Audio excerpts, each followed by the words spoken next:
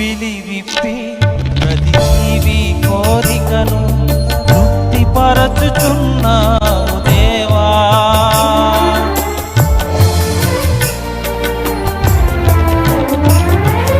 గుప్పిలి విప్పి ప్రతి జీవి కోరికను తృప్తిపరచుచున్నావు దేవా.